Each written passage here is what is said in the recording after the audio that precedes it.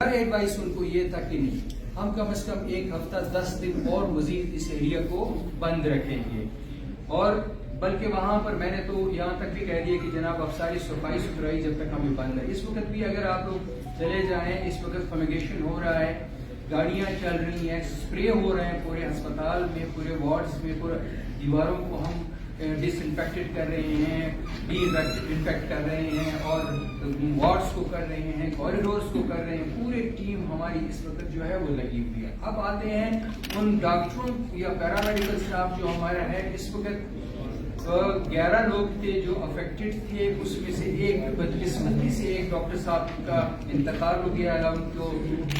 شہادت نصیب کریں اور شہادت ان کے درجات اللہ تعالیٰ بلند کریں اور ان کے خاندان کو صبر جمیل دے، اور ہم سب کو اللہ تعالیٰ اپنے حفظ و امان میں ڈاکٹر اس وقت ہیں، آپ ان کے لیے دعائیں کریں۔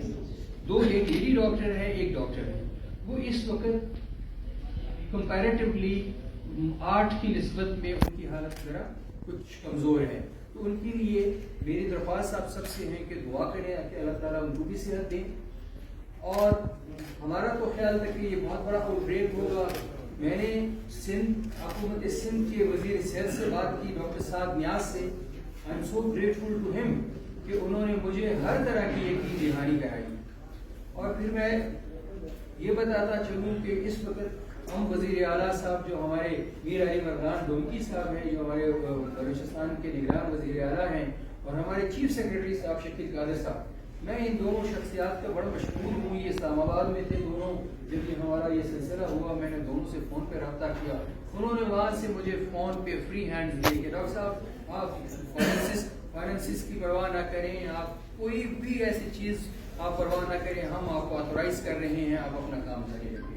تو میں اپنی ٹیم جو میرے ساتھ ٹیم ہے ڈاکٹر کے پورا آپ دیکھ رہے ہیں، یہ پہلی دفعہ ہے کہ آپ کا کہ میڈیا میں جو ہمیشہ چیزوں کا ہائپ کریٹ ہوتا تھا، یہ پہلی دفعہ ہے کہ وہ ہائپ کم ہے۔ وہ اس لیے کہ آپ لوگوں میں بھی سمجھداری آ گئی ان چیزوں کی، اور ہم لوگوں کو بھی اللہ نے توفیق دی۔ پہلی دفعہ ہم نے ان چیزوں کو کنٹرول کر لیا، اور وقت سے پہلے کنٹرول کر لیا، اور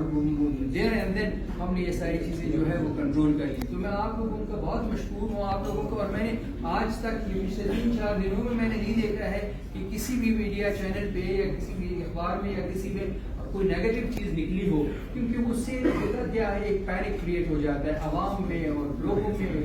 ایک پریشانی ہو جاتی ہے، خفقان کی کیفیت ہو جاتی ہے۔ تو وہ اللہ تعالیٰ کا بڑا کرم ہے کہ وہ کنٹرول ہے، وہ ساری چیزیں ہم نے کنٹرول کی۔ کل ہم نے جو فیصلے کیے ہیں آپ لوگوں کو بتا بھی دیا ہے، ہم نے میرے خیال میں انفارمیشن منسٹری نے اس کا وہ پریس ریلیز جاری کیا تھا، اس میں ہم نے جو مضر خانے ہیں جہاں پر یہ ہمارے سلاٹر ہاؤسز ہیں، آپ لوگ دیکھ رہے ہیں، اس میں آپ لوگوں کو بھی بڑا حصہ ہونا چاہیے۔ جہاں پر آپ دیکھ رہے ہیں ایک کسائی صاحب دکان کے سامنے اسی نالے میں وہ خون بہا رہا ہے، اور وہی خون وہی ساری چیزیں وہاں سے وہ جو گراہک آتے ہیں، جو گوشت خریدنے والے آتے ہیں، وہ بھی آتے ہیں بیچارے، وہ اسی خون میں سے جاتے ہیں، انہیں چیزوں میں سے۔ تو اس پہ ہم نے کنٹرول کر دیا ہے، دفعہ 144 لگا دیا ہے، فمیگیشن شروع کر دیا، اسپرے وغیرہ ہو رہے ہیں۔ دفعہ 144 کے تحت اب میں نے ابھی سنا ہے کہ کچھ لوگ گرفتار بھی ہوئے ہیں، کچھ ہماری وہ جو بکری کے وہ کئی جگہوں پہ بند بھی کروا رہے ہیں، تو ایڈمنسٹریشن جو ہے وہ لگے ہوئے ہیں عوام کے لیے۔ ایک چیز میں آپ لوگوں کو بتاؤں، یہ ایک بہت غلط پروپیگنڈا ہو رہا ہے کہ گوشت مت کھاؤ، گوشت سے یہ ہو جاتا ہے، گوشت فلانا ہو جاتا ہے۔ گوشت سے یہ کبھی نہیں پھیلتا، آپ لوگ کھائیں گوشت، جس کو اللہ نے نصیب کیا ہوا ہے وہ کھائیں، گوشت نہ پھینکیں، رزق روزی ہے، اللہ تعالیٰ ہمیں ہمارے رزق میں اور برکت ڈالیں۔ اس چیز کو بالکل کنڈم کرو کہ جو لوگ نیگیٹو چیزوں کو اجاگر کرتے ہیں۔ تھینک یو سو مچ۔ جان صاحب یہ